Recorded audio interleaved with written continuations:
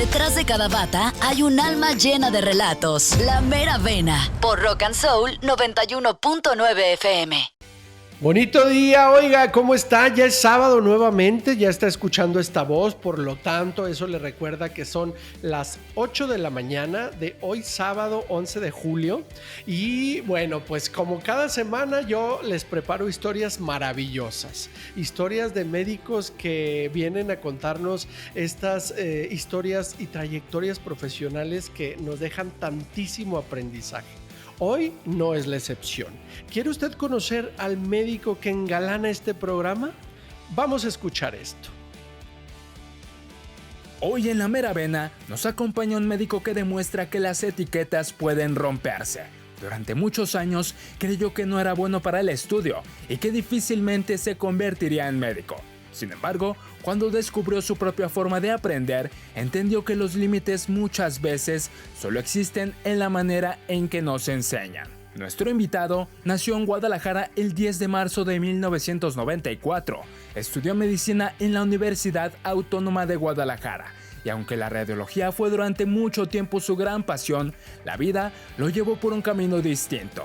Encontró en la medicina estética un espacio para ejercer una medicina más consciente, basada en evidencia y enfocada en la seguridad del paciente. Hoy, después de 8 años de experiencia, es un convencido de que la medicina estética está viviendo una nueva etapa, donde la ciencia, la ética y la tecnología deben ir siempre por delante de las modas. Además, sueña con representar a México como conferencista internacional y compartir una filosofía muy clara. Los mejores resultados son aquellos que respetan la naturaleza de cada persona. Esta mañana conoceremos la historia de un médico que convirtió sus dudas en fortalezas y que hoy busca cambiar la forma en que entendemos la medicina estética. Recibamos con un fuerte aplauso al doctor Roberto Antonio Romo Trejo. Bienvenido. ¡Bravo! ¡Bienvenido, doctor! ¿Cómo estás, Roberto? ¿Ya escuchaste tu semblanza? ¿Sí eres todo eso? ¿Sí coincidimos o me equivoqué de doctor? Sí coincidimos. Es a veces muy difícil reconocer en uno como la trayectoria que ha pasado, pero así ha sido. ¿Verdad? Para eso es este programa, para reconocerles lo que a veces a ustedes mismos les cuesta reconocer. Y es el origen del formato. Oye, vamos a empezar a conocer tu historia porque el público a eso se sintoniza en esta estación de radio. ¿Empezamos? ¿Te late? Adelante. Oye, escuchamos que no eras aplicado en los estudios antes de la carrera de médico, pero tienes especialistas médicos en la familia y había cierta expectativa sobre ti, tu carrera, ¿cierto? Pues sí, una contradicción porque yo era de los que terminaban reprobando 5 o 6 materias, pero se esperaba de mí que hiciera medicina y más, o sea, alguna especialidad, alta especialidad, como le llaman. Sí, porque en tu familia hay varios especialistas, entre ellos traumatólogos, ¿verdad? Y una reumatóloga, que para mí la verdad es la que yo admiro más. Ok. Oye, pero tú querías ser artista plástico en tu adolescencia. En la actualidad también. También. Ok, cuéntanos cuál era tu percepción sobre el plan. Querías desarrollarte, no tenías claro en qué área, pero tú querías ser artista. Pues por la situación de que nunca se me dieron las áreas académicas, se me metían a clases de, pues, como niños especiales era en ese entonces, ¿no? Ahí es donde tuve como mi primer contacto con lo que fue la medicina, las artes plásticas y un poquito también como con la anatomía. Sí, fue así como en la parte de lo que era dibujar, lo que era cuerpo, ¿no? La estética. La estética del humano, las partes antropomórficas, todo lo que son como los bocetos del cuerpo. Entonces ahí fue como un poquito de los dos, pero en la parte manual, lo que se le llama como destreza fina en las artes. Oye, pero un día una tía te dijo, oye, pero ¿de qué vas a vivir siendo artista, cierto? Sí, a los 18 años. Justo cuando estabas en etapa de decidir. Cuando terminas la prepa es cuando te empiezan a presionar para todo eso y justo ahí. Y la verdad es que ni siquiera me lo había preguntado. O sea, sabía que las artes era algo que lo manejaba como mejor, que me llenaba un poco más, que a lo mejor como forma de vida me hubiera gustado llevarlo, pero a los 18 años sigue siendo un niño, o sea, Sí, es un claro. adolescente, preadulto. Sí, y entonces te cayeron los 20, ups, si voy a necesitar algo más complejo. Pues, nunca me había preguntado en mi vida cómo iba a vivir, o sea, de qué forma vivir, a lo mejor y sí, como un artista, ¿no? Ajá. Pero o sea, cómo vivir, con dinero. Ok. Entonces esta tía... ¿Cómo sobrevivir? ¿Cómo sobrevivir? Exactamente. Entonces esta tía llega conmigo y me lo propone así, fue un baldazo de agua fría y fue algo que fue muy fuerte porque pues dije, sí es cierto, de artista, ¿qué voy a hacer? Voy a dar clases, a lo mejor si mis obras no se venden, o sea, Sí, mi sí. sueño al piso, en Ajá. un segundo. Y entonces dijiste, bueno, pero también me gustan algunas áreas biológicas que te llamaban la atención y entonces ahí fue donde dijiste, pues no estaría mal entonces seguir un poco la sugerencia familiar. Me gustaba veterinaria, era otra de las opciones, pero no, o sea, lo peor que me puede hacer es ponerme un animal que esté sufriendo porque me paralizo. Entonces, tuve una experiencia con un gato que se puso mal, lo llevé al veterinario, me dijeron, agárralo, lo vamos a canalizar. Me desmayé. Y ahí dije, ok, veterinario no. Veterinario no, pero sí Veterinaria no. medicina. Medicina sí, los humanos no. Oye, tuviste la oportunidad de estudiar en la Universidad Autónoma de Guadalajara, como escuchamos, y ahí los filtros no son tan exigentes como una aspiración a la Universidad de Guadalajara. Sin embargo, también dudabas de ti, aún siendo la autónoma. Pues es que, o sea, yo la carrera la terminé pensando, creo que fue álgebra. Pensando. Sí. Sí, y sí, yo te venía reprobando 4, 5, lo máximo que reprobé fueron 6 materias en la preparatoria, me acuerdo que fue así mi récord. Entonces, pues como una persona que lleva ese récord académico piensa que va a poder medicina, ¿no? Uh-huh. Y dudabas, y de todas maneras, bueno, el proceso ahí es sencillo, pero te dicen, adelante, sí lo pasaste. Y luego viene otro reto, es adaptarte a este plan de estudios y a esta forma nueva. No, y la cantidad de información. Exacto. Oye, cuéntanos sobre algo que se llamaba metodología del estudio y lo que descubriste sobre tu forma de aprender y de estudiar. En primer semestre de ahí de medicina de la Autónoma me incorporan a la plan académico una materia que se llama metodología del estudio, que la verdad yo creo que fue de lo mejor que del plan académico me pudieron haber dado, porque me dieron las herramientas para conocer que en mi persona la forma visual era la forma más completa para mi aprendizaje. Ajá, y eso abre todo un panorama, porque entonces dices, de esta forma no va a estar tan difícil. No, y más bien fue como yo no estoy tonto, nunca me enseñaron bien cómo estudiar. Ajá, muy revelador. Claro. ¿Verdad? Es cierto.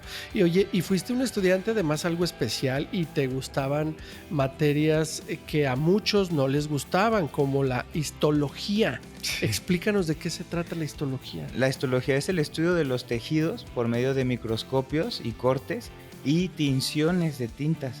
Entonces, de esta forma se pueden llegar a hacer diagnósticos de patología.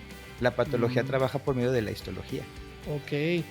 ¿Tiene algo que ver cuando, por ejemplo, usan un pedazo de tus tejidos? ¿Eso tiene que ver? Sí, es como cuando se hace un estudio de una biopsia, por ejemplo.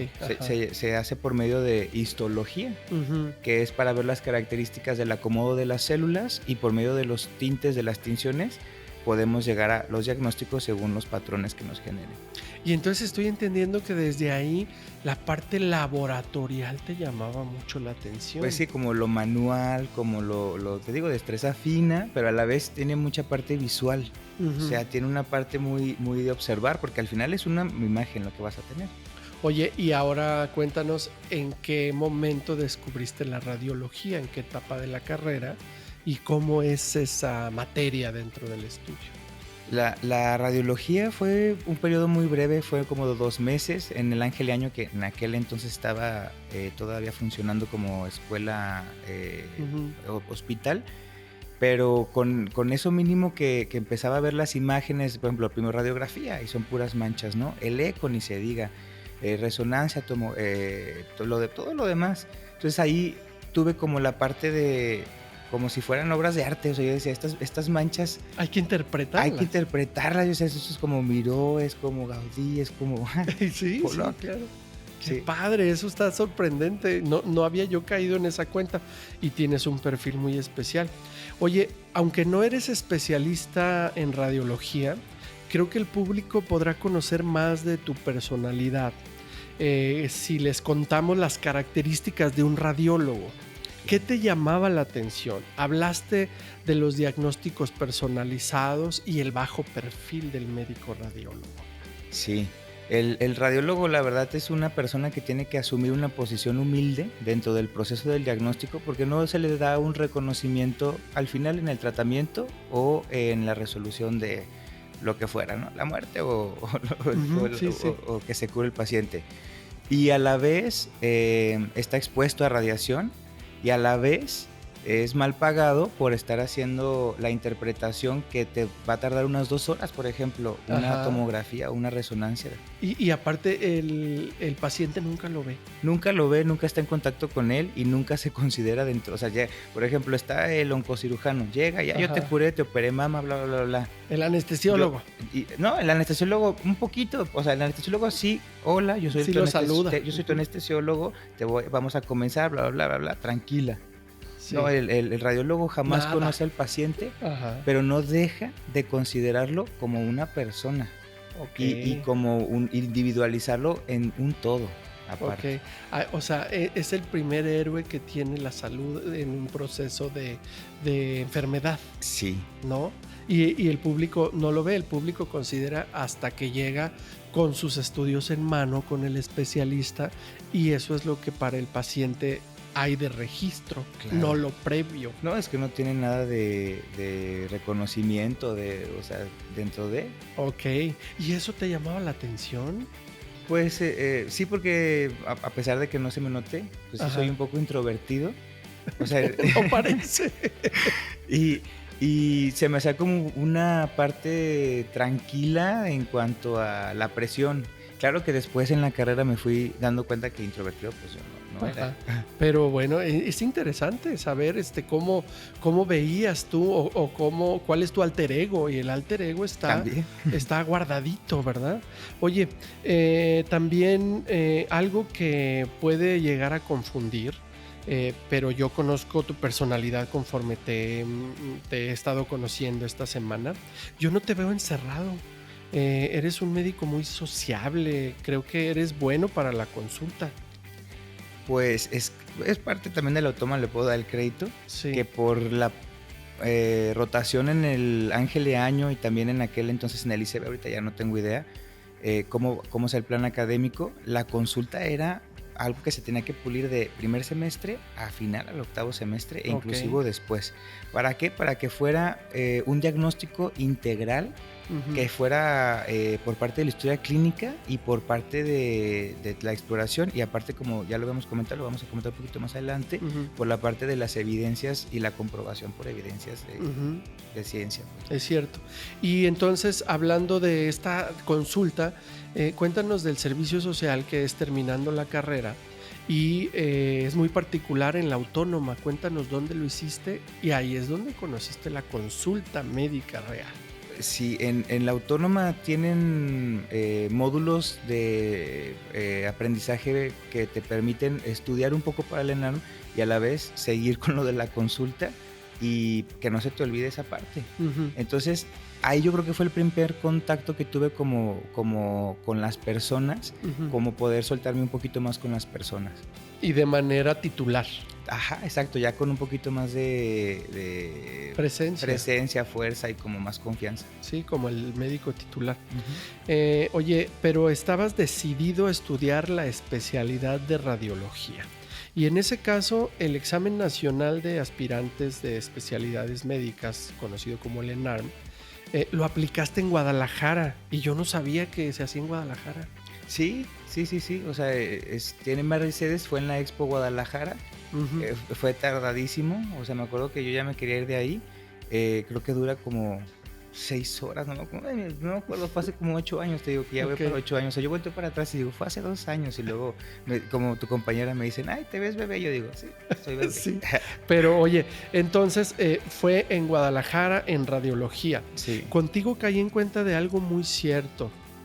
aunque termines con buen promedio la carrera, ese puntaje no sirve de nada en la especialidad. O sea, terminaste con buen promedio. Terminé con buen promedio, la carrera me sirvió para darme cuenta de que realmente yo podía llegar a tener una ilimitada capacidad de inteligencia o de aprendizaje, pero a pesar de que terminé con un promedio por encima del promedio, vaya la redundancia, había compañeros que pasaron el ENAM y habían tenido un promedio bajísimo. Y terminaron en oftalmología, por ejemplo, que es un puntaje muy alto. Sí, o sea, no determina nada la cantidad, pero bueno, la ventaja de esto es que aprendimos por primera vez que tenías una gran capacidad de acuerdo y gracias a una nueva metodología que aprendiste en medicina y que nunca habías experimentado una muy buena calificación de cierre. Sí. Nunca. Y bueno, pues eso estuvo maravilloso, pero vuelves a empezar, aplicas a la especialidad y volvemos a empezar de cero. Sí. Ok, pero la radiología no requiere un puntaje tan alto. O sea. No, cuando hice el ENAM, ni siquiera era un puntaje de 6, era 5.7 o 5.8, me acuerdo. ¿Por qué? ¿Porque hay menos aplicantes o qué? Porque tienes riesgo por exposición a la radioactividad y es mal pagado porque no tiene el ego del médico en el reconocimiento del diagnóstico y el proceso. Entonces, pues ¿quién va a querer eso cuando en la carrera te dicen, tú eres médico, tú eres lo mejor de la carrera eres el diamante? Ok, y entonces quiere decir que esta es más vocación, ¿no? Pues es en parte vocación, hay quienes lo escogen como una forma de vida más tranquila por calidad de vida, hay quienes lo escogen igual porque se les da, porque hay que saber todo, o sea, radiología hay que saber musculoesquelético, gastro, o sea, todo, tienes que saberlo todo. Para poder interpretar. Todo lo que te pongan, o sea, tienes tu especialidad y subespecialidad en resonancia. A ver, te voy a mandar a una paciente que tiene algo en mama, algo en hígado, algo en músculo. Y tienes que conocer algo de neuro, o sea, no, los neuro, por ejemplo, ellos sí manejan la radiología, pero el radiólogo más. O sea, el radiólogo tiene que tenerlo pulidísimo porque es quien va a hacer el resumen. Sí, es que hay que recordar que al médico especialista le llega la interpretación y a partir de ahí confirma. Pero el radiólogo tiene que interpretar de cero y tiene que conocer todas las áreas. Claro. Ok, miren nomás qué interesante. Eso me encanta que cada semana juntos aprendamos cosas distintas, nuevas y bueno, desde la perspectiva del doctor Roberto. Llegamos al primer bloque de este programa, no se pierda porque viene lo mejor. Robertito trae una historia padrísima, ya regresamos. Conoce a los héroes de la salud con un toque más humano. La Mera Vena, 91.9 FM, Rock and Soul. Estamos de regreso en el capítulo número 45 de La Mera Vena y estamos platicando con el doctor Roberto Romo y nos quedamos en la parte donde pues ya eligió la especialidad de radiología, aplicó para ella aquí en Guadalajara y bueno, pues pasa obviamente porque él ya tiene otra metodología de estudio ya más segura. Y bueno, pues pasas este examen en NARM y en esa especialidad de radiología se estudia en el hospital Soquipan en Guadalajara, ¿cierto? Ya han movido mucho las áreas de oportunidad, pero por ejemplo en aquel entonces no había, creo que psiquiatría tampoco. Ok. Ahorita por ejemplo en Soquipan creo que ya no hay radiología porque había un centro de imagen y diagnóstico, el CIT. Entonces incorporaron una institución pública que el gobierno abarca económicamente. Ok. Y disminuyen todavía las plazas para radiología. Ok, entonces se afectó más. En la actualidad sí, o sea, ahorita es que ya todo cambió. Cuando yo hice el examen del NAM, se buscaba algo que fuera por reconocimiento y por mérito económico. Okay. Y ahorita ya se busca por calidad de vida. Todos quieren dermatología, todos quieren medicina estética o todos quieren plástica. Okay. Son como las que todos quieren, por calidad de vida. Muy bien. ¿Descubriste cositas que no te gustaron ya en el campo real de la radiología que tenía que ver con la parte económica y otras cosas? Cuéntanos. Sí, pues por no decir costos, porque puede variar y a lo mejor me puedo equivocar, pero una interpretación, por ejemplo, de lo que me gustaba a mí, que era o tomografía o resonancia, te puede llegar a tardar unas 2 horas no siendo un muy hábil radiólogo y comenzando, y para una paga que no te alcanza para nada. Más ahora, por ejemplo, si te metes a una institución privada, se te va a pagar por interpretación o por mes. Como a destajo. Ajá. Ok. Y en lo que te había comentado pues la semana pasada, que me comentaron igual una radióloga que trabaja en Salud Digna, Sí.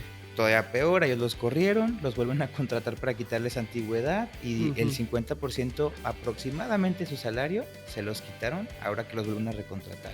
Okay. La radiología sí estaba de peor, estamos a guachopeor. Ok. Oye, hay que regresarnos un poquito. Desde que terminaste la carrera, ya tomabas algunos cursos de medicina estética, a la par que hiciste la especialidad. Cuéntanos de eso y dónde fue. No, desde el servicio social, yo bien aventado, aunque no lo debía de haber hecho, pero aquel entonces pues, yo decía, pues... Ya terminé. No, ya. y o sea, ya tienes 28 años, tus compañeros ya se están comprando un carrillo, o sea, que se van a la playa y ya te están contando que pagan y sigues tú viviendo con tus papás, no te puedes comprar ni el uniforme blanco que te obligan a tener, o sea, Ajá. Entonces yo veía la forma de ver como un escape de la parte económica. Ok. Y ahí fue en CUME, que es un centro de, pues como maestrías y como una escuela. Es una escuela pequeña que ahorita ya se volvió muchísimo más grande y venden insumos médicos, es como la parte gancho de... Y ahí había curso y creo que dijiste, pues a la par que me especializo, etcétera, etcétera, voy a tener este aprendizaje para poder ganar algo de dinero. Sí, aparte de que sí era como que fue mi primer contacto con la medicina estética, sí me atrapó, me llamó. Yo no soy una persona de que si algo no me guste, me obligue a hacerlo, entonces sí fue algo que de forma natural me llamó la atención, me atrapó y me fui dejando y ahí tomé, creo que fueron como 3, 4 cursos y me gustó bastante. Ok, y ahora ya tenías como ese background de la medicina estética y tú inicias tu especialidad de radiología y entonces cuéntanos esa epifanía, ese momento donde dijiste hasta aquí radiología.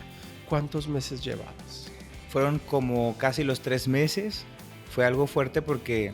Fue sí fuerte, no, porque fue una decepción de la especialidad de radiología. Ya en la práctica. En la práctica, por parte de cómo era visto esto que ya comenté anteriormente, de que no tienen un reconocimiento, que es mal pagado y que aparte te dicen, te remuneramos con, creo que te dan 3 meses al año por exposición a radioactividad. De vacación. A los 10 años tienes un porcentaje muy alto de tener cáncer de tiroides o cáncer de testículo o de ovario siendo mujer.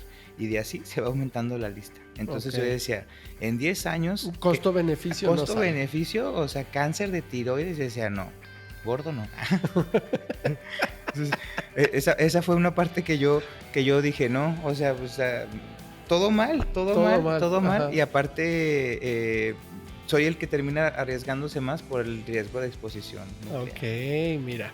Entonces decides salirte y dejas la especialidad, pero ya tienes claro en qué consiste la medicina estética y te pones a especializarte más en el área de estética. Sí, no fue una parte difícil porque hay muchos médicos que terminan en el NAM, lo pasan, entran en especialidad y después se salen.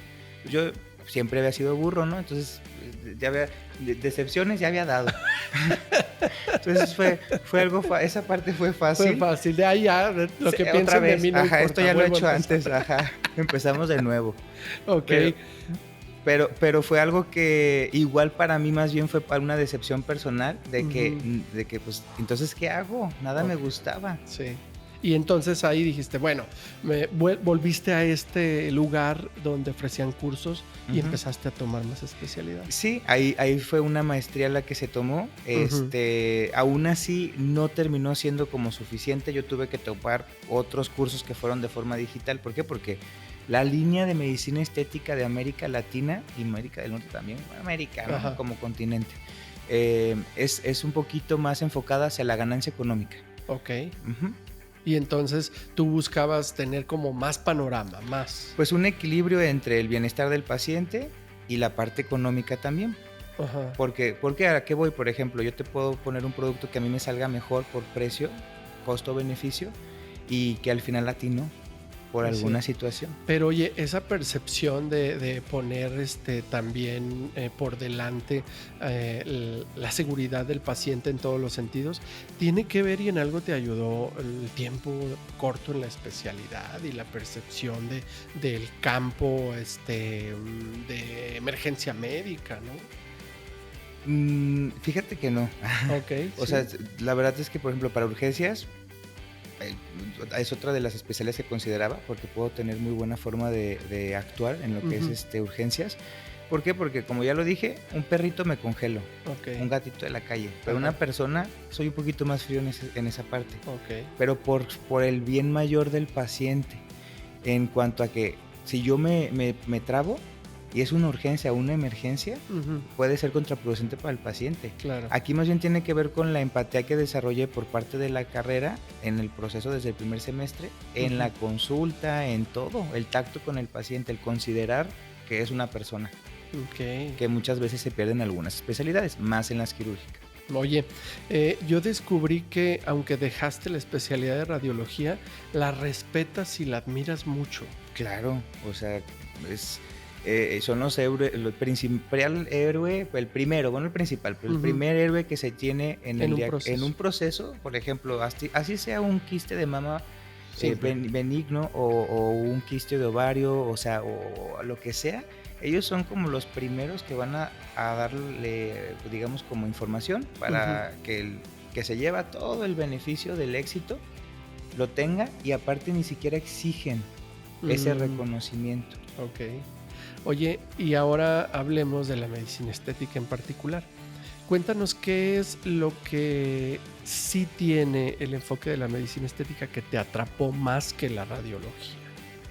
Pues la parte de lo justamente estético, la parte de que sea una parte como relacionado con lo natural, con la parte visual, y que se combina entre la medicina y digamos como las artes. Es como la verdad yo lo veo. Ok. O sea, es lo que más se parece a la idea original que tenías de vida.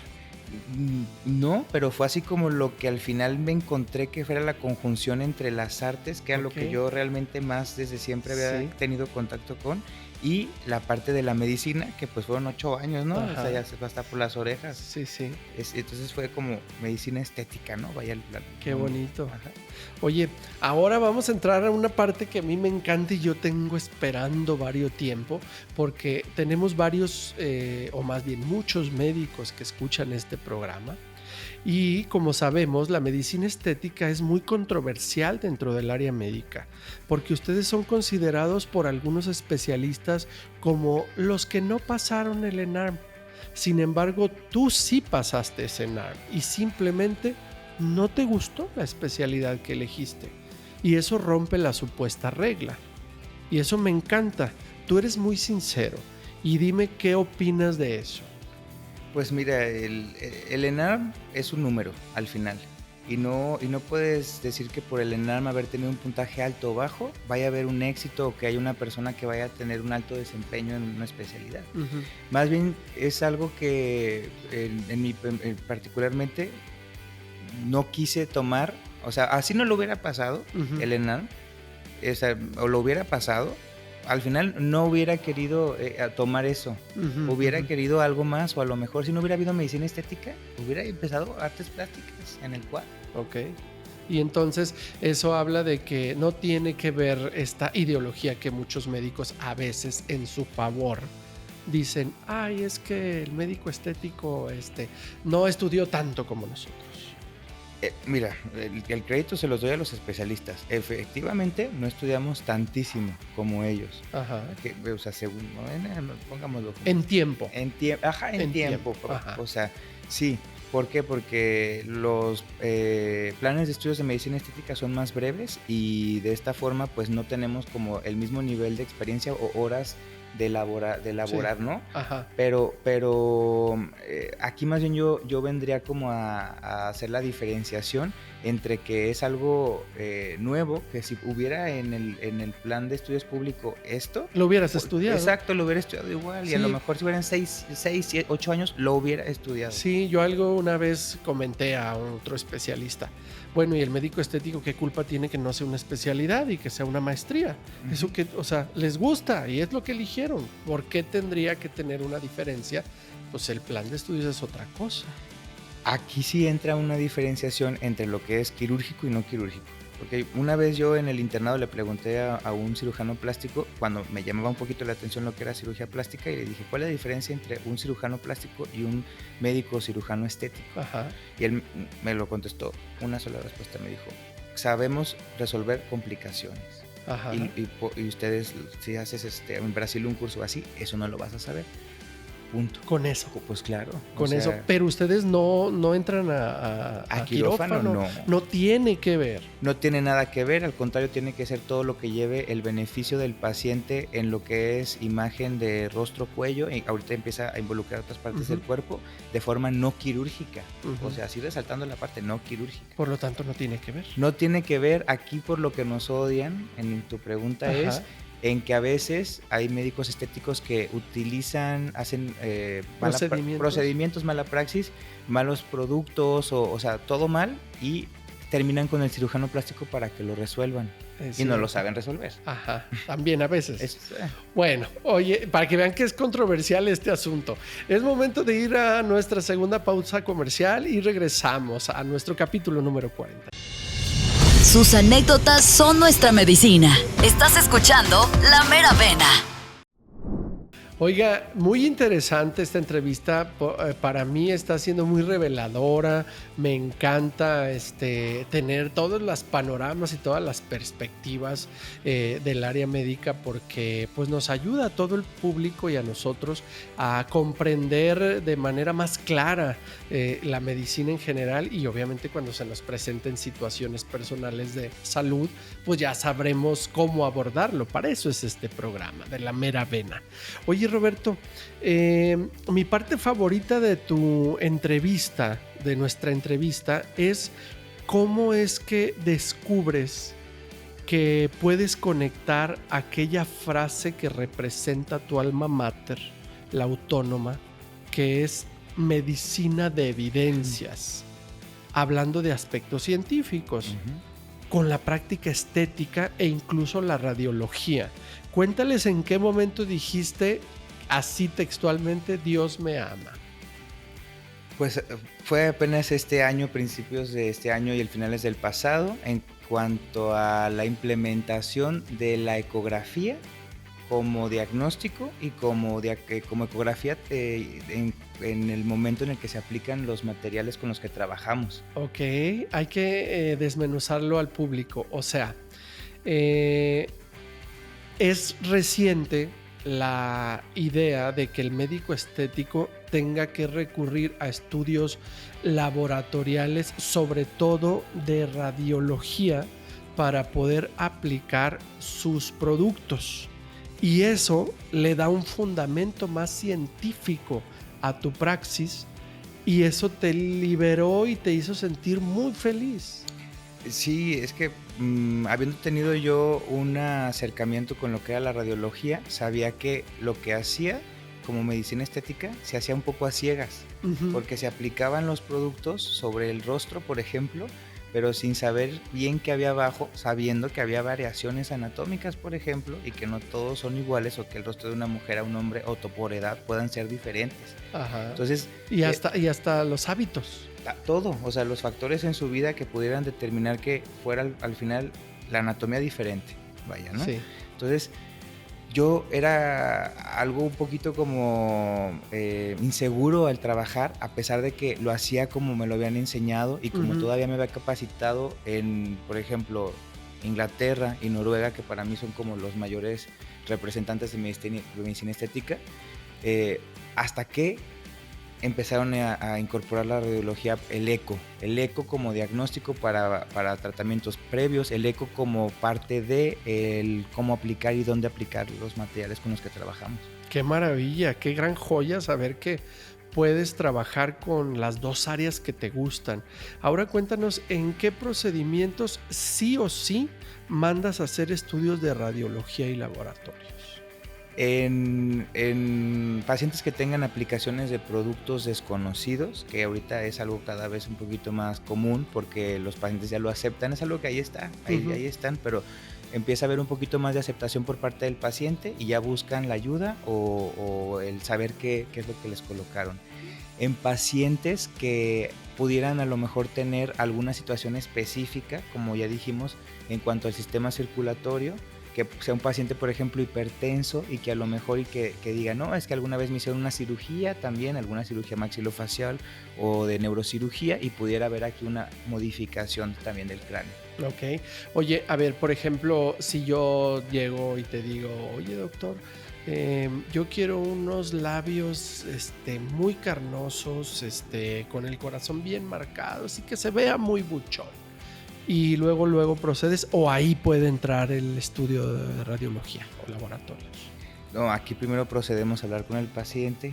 Ajá. Para explicarle cuáles son sus límites en cuanto a tamaño para la naturalidad de su rostro. Ya después de esa es la parte estética superficial, ¿no? De, a ver, primero... O sea, es explicarle al paciente que tu límite de tamaño de resultado de lo que buscas es sin comprometer la naturalidad. Pero después se puede proceder a decir, ok, lo que buscas es posible, podemos realizarlo, pero puede llegar podemos tener estas complicaciones. Siempre cuando se hace cualquier procedimiento, una muestra de sangre inclusive, hay que decirle al paciente, puedes llegar a tener dolor, puede haber un hematoma, un moretito en la zona. Es importante para que el paciente lo sepa y estemos los dos informando al paciente y el paciente esté recibiendo la información. Y en ese caso, por ejemplo, de los labios, la circulación es determinante. Sí. En este caso, la circulación, la zona a tratar, porque el exceso, por ejemplo, de ácido hialurónico, que es lo que se llega a aplicar ahí, depende de área. Hay una área en la que ya por tamaño puede rebasar la cantidad en aplicación. Ok. Oye, así como hay médicos estéticos que ni topan los estudios médicos, también hay pacientes que no relacionan lo estético con los laboratoriales. ¿Cómo les explicas? A ver, tiene que haber un procedimiento antes de hacerle lo que usted quiere que le haga. Aquí en el área de la medicina estética se tienen más pacientes en la actualidad, mujeres que hombres. Entonces la forma en la que yo se los explico es como con el ginecólogo, que el ginecólogo incorpora el eco siempre a sus formas de llevar el diagnóstico y tratamiento y que de esta forma no se hace a ciegas y que de esta forma es más completo. Ok. Oye, dices que todos los productos y marcas primero los usas tú para conocer su efecto. ¿A poco es cierto? Sí, bueno, ya eso es algo muy personal, no lo tienen que hacer otros médicos, o sea, es algo que yo por saber qué se siente, cuál es la inflamación que pudiera llegar a ver, para saber si primero me deja ciego a mí, para saber si lo que sea, es algo que primero prefiero hacerlo yo soy como el primer filtro de calidad, mi primer ratón de laboratorio, y ya de ahí parto a el paciente y poder explicar cómo se siente. Ok, y eso te ha servido bastante, ¿no? Sí, pues gracias a Dios no he tenido malas experiencias porque también me he preparado para la investigación por parte de estudios, por medicina de evidencias, como decíamos, por la autónoma, que cuando me llegan con un producto me digan, ok, tiene una evidencia en más de 100 pacientes y que fue un estudio hecho de tal, con ciertas especificaciones que determina un estudio como apto y aprobado ya para la aplicación de algún medicamento o lo que sea. ¿Y tú crees que eso lo hagan todos los médicos estéticos, el analizar el producto a nivel científico y a nivel práctico al mismo tiempo? No, aquí es esa parte del costo-beneficio del médico a veces, de que si tú llegas con un producto que está aprobado por COFEPRIS, a lo mejor y yo te digo, ay, te lo compro y lo voy a aplicar y me sale más barato y todo perfecto, pero va a ser algo que a lo mejor a ti te dure un Botox, por ejemplo, 3-4 meses y a mí me sale bien barato, ¿no? ¿Quién sale perdiendo? Tú, es cierto. Pero yo también. Yo también porque estoy haciendo mal mi trabajo. Ok, ya voy entendiendo. Oye, los tratamientos estéticos inyectables se dividen en rellenos y no rellenos, ¿verdad? Ajá, en inglés es como filler y not fillers. Es de donde viene la verdad la medicina estética, entonces es así como se ha llegado como a traducirlo, a incorporar dentro de lo que es la medicina estética. ¿Y cuáles son esos para que la gente entienda? Porque la gente se ha puesto Botox, ácido hialurónico, pero no sabe cuáles son los rellenos y no rellenos. Los que son, por ejemplo, los rellenos ahorita son los bioestimuladores que tienen una alta demanda y una popularidad muy grande desde la película de la sustancia, no tienen nada que ver ahí, o sea, infórmense, no tiene nada que ver. Ajá. Y los que no son rellenos son como el Botox, péptidos, el PDRN, salmón, pudiera llegar a ser como una combinación de los dos. O ¿qué más pudiera ser? Las enzimas, que también ya no se utilizan tanto. A ver si lo entiendo, porque yo conozco algunos de esos productos. Quiere decir que los rellenos son más profundos, más a nivel celular o tejido, y el Botox es un poco más superficial, igual que las enzimas. Y no, el Botox debe de ir a nivel muscular o a nivel de donde se inserta el músculo con la piel. Y entonces, ¿cómo podría yo entenderlos? ¿El relleno va a qué nivel y el no relleno va a qué nivel? El relleno no es tanto como por profundidad. Okay. Es más bien que el relleno va a cumplir, como dice su nombre, el rellenar, el recuperar el volumen que se perdió o agregar un volumen extra. Yeah. Y el que es no relleno es realmente un líquido que va a generar una modificación en las funciones celulares. Ah, ya entendí. Entonces es lógico, la palabra nos da el término, ¿no? Sí. Ok, rellena nuestra piel en algunos huecos y los no rellenos solamente te reestructuran a nivel estético. Ajá. Ok, muy bien. Oye, ¿por qué dices que los bioestimuladores es tu procedimiento favorito? Porque es el tratamiento que menos genera modificación de la paciente o el paciente, porque genera un efecto prolongado del 18 meses más o menos, el bioestimulador que a mí me gusta más. No lo voy a mencionar para que me va a salir gratis. No, va a salir gratis porque me dan ahí. Exacto. Porque genera de forma natural el que el cuerpo vuelva a despertarse para que otra vez el colágeno, la elastina, que es lo que hace la piel joven, lo que le da la característica de juventud a la piel, se vuelva a producir de forma natural. O sea, es un producto, un tratamiento más integral, más... menos invasivo, no deja residuos, tiene un efecto prolongado. No nota cambios inmediatos, ¿no? Sino va a procesos. Ajá, y por costo-beneficio también es mejor para el paciente, la verdad. Ok, ¿y por qué la rinomodelación no te gusta tanto? Ahí es una parte personal de que en mi forma de creencia, en la nariz se encuentra la característica o el carácter del rostro en una persona. Entonces, al hacer la modificación de la nariz, generamos una falta de respeto a Dios, de querer cambiar lo que era como el atractivo principal en el rostro de una persona. Es como a lo mejor no te puede gustar tu nariz, pero va a concordar con tus tercios faciales. Ok. De una forma estética, que a lo mejor yo tengo una forma estética diferente. Sí. O sea, en Japón se le dice wabi-sabi. Okay. Es encontrarle siempre la belleza aún a lo que es imperfecto. Ok, pero entonces, más que te guste o no el resultado, más bien es una creencia de la nariz, es algo especial y no se debería de tocar tanto. No se debería de tocar. Yo no me quiero llevar esa responsabilidad de querer modificar tu rostro tanto, o sea, porque eso sí te modifica todo. Los labios pueden aportar feminidad, pero igual una mujer se los puede pintar, ¿no? O un hombre utilizar alguna tinta o algo así. En un hombre masculinizar, pues nada más es como afinar ciertas facciones del rostro. Pero la nariz sí es cambiarte por completo la cara, sí. El perfil, 3/4 de frente. Ok, interesante. Después de 8 años en la práctica profesional de la medicina estética, estás llegando a otra etapa y te ilusiona la idea de la medicina corporativa, o sea, la representación médica de marcas. En tu sector es muy común que las empresas busquen líderes como tú para poder promover algunos equipos médicos, algunas marcas. Y yo creo que tú serías un muy buen speaker.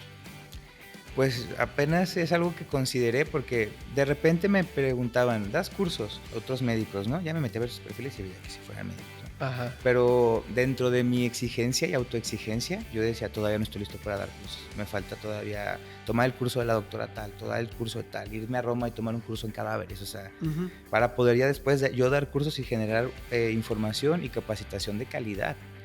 Entonces, tuve un acercamiento con unos inversores que tienen un proyecto y me preguntaron que cómo me veía yo y ahí fue donde dije, pues el máximo no sería dar cursos. O sea, si yo lo que quiero es aportar un mensaje de un resultado estético natural en donde se considera el paciente como un individuo psicológico, órgano, todo, y aparte que costo-beneficio de producto no interfiera en la seguridad de lo que vayas a hacer, tendría que ser más bien una imagen mayor que dar cursos y sería pues sí, ser speaker, o sea, ser conferencista.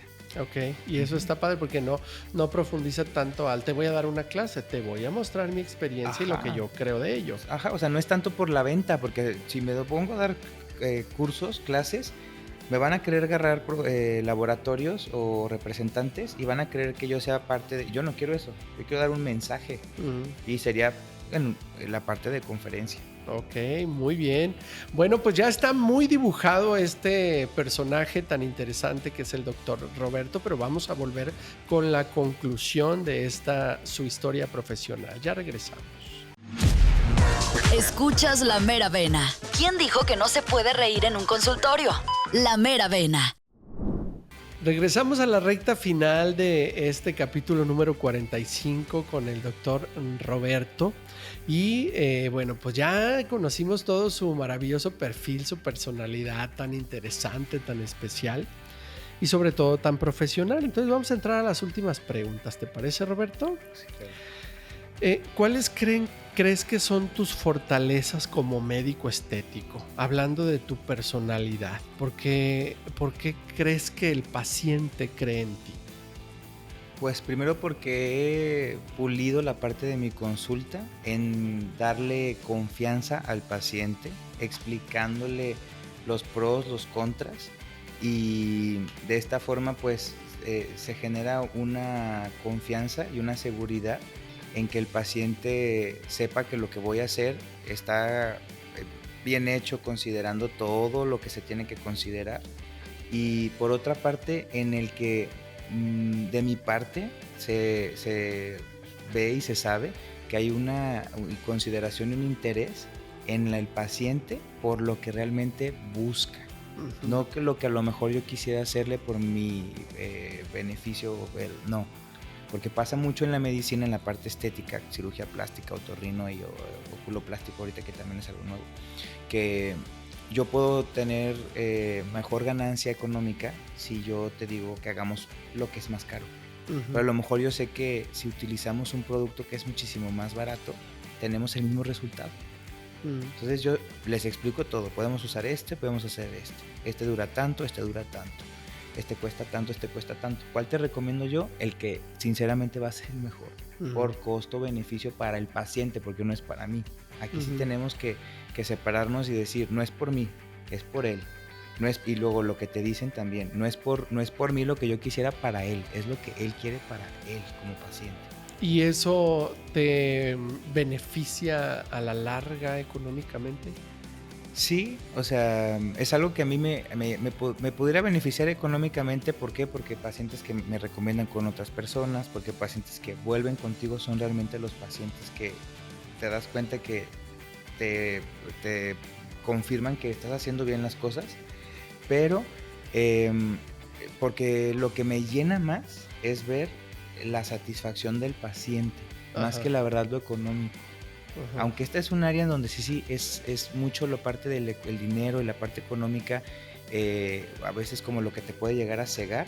A mí lo que me puede llegar más a llenar es ver al paciente satisfecho, pleno, y que lo que me pidió lo hice. Además hay que recordar que la herramienta de la medicina estética puede ser perdurable, puede durar para siempre. Yo voy a necesitar probablemente tratamientos estéticos, si mi experiencia es buena, yo voy a ir los próximos 20 años, ¿no? Por mi Botox, por mi ¿cómo se llama? Bioestimulador.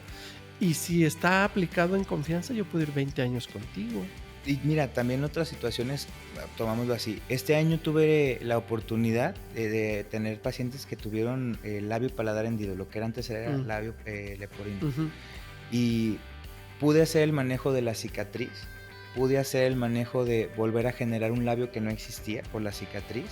Entonces, de esta forma, a lo mejor es una excepción que puedo decir, fue más de lo que me enseñaron que era medicina estética. Fue más que estético, fue el regresarle la confianza a una chava de 20 y tantos años que, o sea, sonreír era algo que no le gustaba. Es cierto.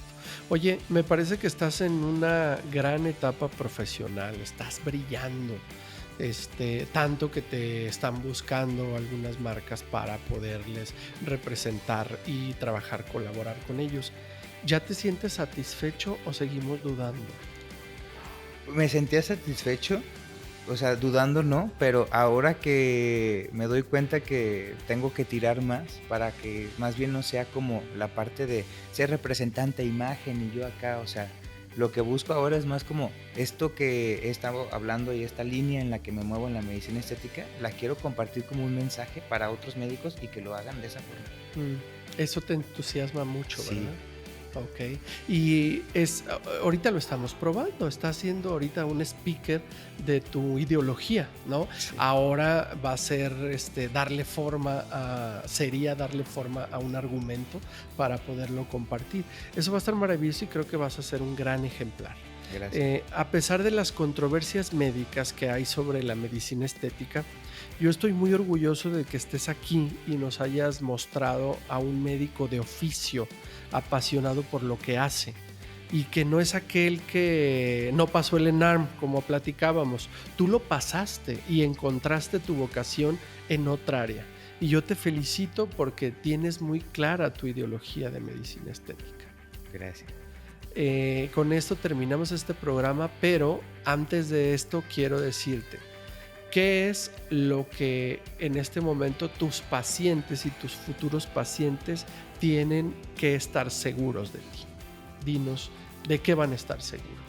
Van a estar seguros que voy a interesarme hasta por la parte psicológica, como mis pacientes que tengo ya lo saben, que a veces hasta termina haciendo consulta de psicología ahí. Por la parte psiquiátrica también a veces, aunque no es mi área, pero les digo así como, ojo ahí, busca otra opinión. Y por la parte de la seguridad del procedimiento, así como que el resultado que me están diciendo se vaya a cumplir.